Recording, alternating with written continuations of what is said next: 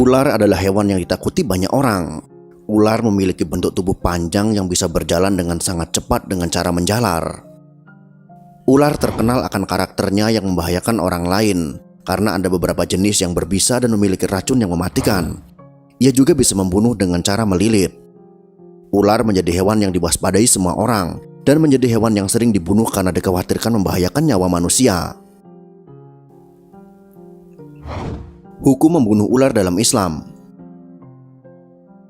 Dari Abu Hurairah radhiyallahu anhu, ia berkata, Rasulullah Shallallahu alaihi wasallam bersabda, "Tidaklah kami pernah berdamai dengannya sejak kami memusuhinya. Maka barang siapa yang membiarkannya lantaran rasa takut, maka ia tidak termasuk golongan kami." Hadis riwayat Abu Daud, nomor hadis 4139.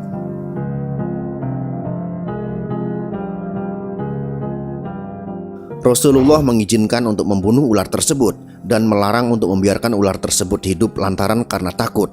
Sehingga dari hadis ini jelas bahwa hukum membunuh ular dalam Islam adalah halal, bukan termasuk dosa yang tak terampuni. Boleh dilakukan jika memang membahayakan nyawa dan dengan niat melindungi diri.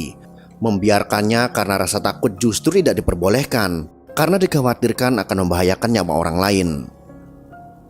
Mari langsung saja kita bahas kisah tentang ular yang merindukan Rasulullah Shallallahu alaihi wasallam dan menunggu kehadiran beliau di Gua Thur. Berikut ini adalah kisahnya.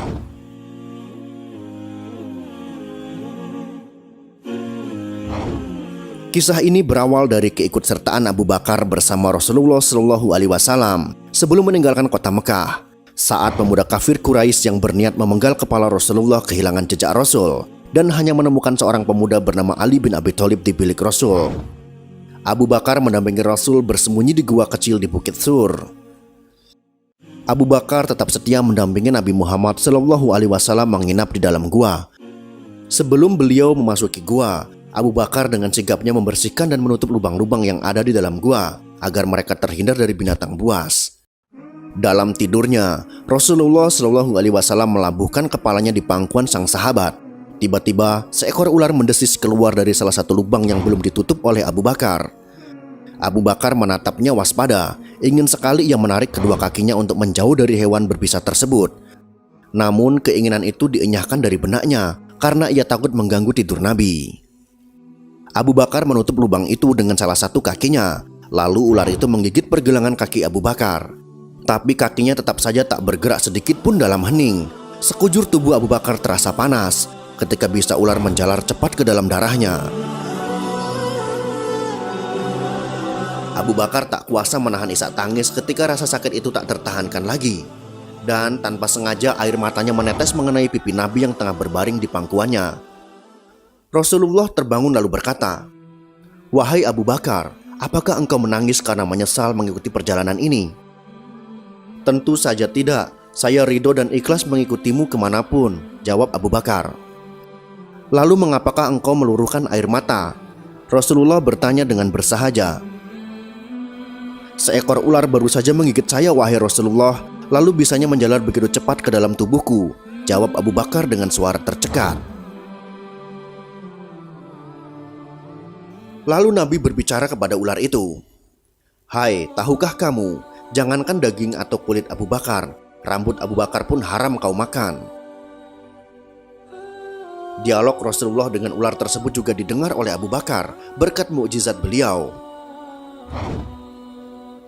"Ya, hamba mengerti ya Rasulullah.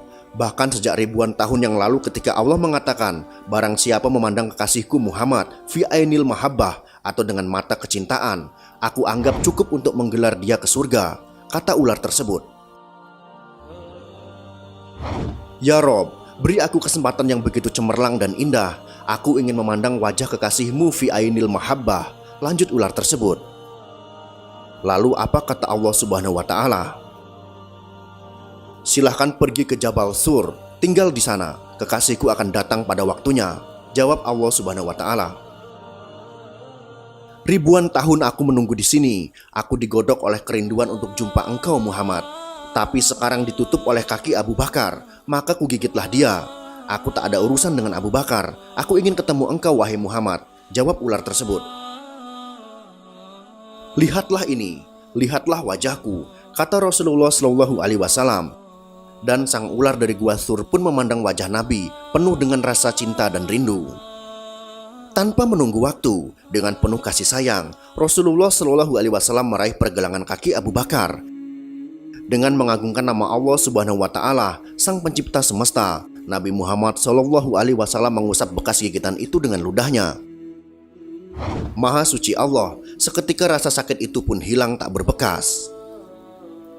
Gua Thur pun kembali ditelan senyap. Kini giliran Abu Bakar yang beristirahat dan Rasulullah Shallallahu Alaihi Wasallam yang berjaga. Abu Bakar menggelengkan kuat-kuat ketika Nabi menawarkan pangkuannya untuk beristirahat. Tak akan rela dirinya membebani pangkuan penuh berkah itu. Inilah sikap yang ditunjukkan oleh Abu Bakar As-Siddiq radhiyallahu anhu sebagai seorang sahabat kepercayaan Rasulullah Shallallahu Alaihi Wasallam. Ia merelakan semua yang dimilikinya demi keselamatan dan perjuangan dakwah Rasulullah Shallallahu Alaihi Wasallam. Bahkan ia merelakan nyawanya terancam demi menemani Rasulullah Shallallahu Alaihi Wasallam. Semoga kisah ini bisa bermanfaat untuk kita semua. Wallahu a'lam bishawab.